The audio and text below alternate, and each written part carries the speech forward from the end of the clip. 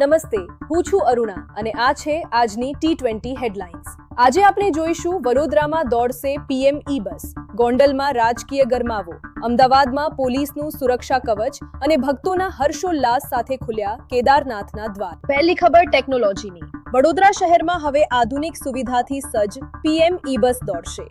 આગામી 6 મહિનામાં શહેરમાં 250 જેટલી ઇલેક્ટ્રિક બસો મુકાશે. બમ બમ ભોલેના નાદ સાથે આજે ખુલ્યા બાબા કેદારના કપાટ. મુખ્યમંત્રી પુષ્કરસિંહ ધામીની હાજરીમાં 51 ક્વિન્ટલ ફૂલોથી સજાવાયેલું મંદિર હવે શ્રદ્ધાળુઓ માટે ખુલ્લું છે. રાજકારણની ખબર. અમદાવાદ મહાનગરપાલિકાની ચૂંટણીમાં 8000 પોલીસ જવાનો તૈનાત. પોલીસ કમિશનર મલિકે 479 સંવેદનશીલ બૂથ પર વિશેષ સુરક્ષા વ્યવસ્થાની તપાસ કરી. ગોંડલમાં સ્થાનિક ચૂંટણી પ્રચાર દરમિયાન પૂર્વ ધારાસભ્ય જયરાજસિંહ જાડેજાએ વિરોધીઓ પર તીખો પ્રહાર કર્યો. તેમણે કહ્યું કે વિરોધીઓને એક પણ ઉમેદવાર નહીં જીતે.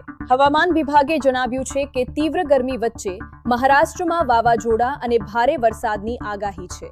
આનાથી ગરમીમાં રાહત મળવાની શક્યતા છે. આ હતી આજની T20 હેડલાઇન્સ. વધુ અપડેટ્સ માટે સબસ્ક્રાઇબ કરવાનું ભૂલશો નહીં. ધન્યવાદ અને મળીશું આવતી T20 હેડલાઇન્સમાં.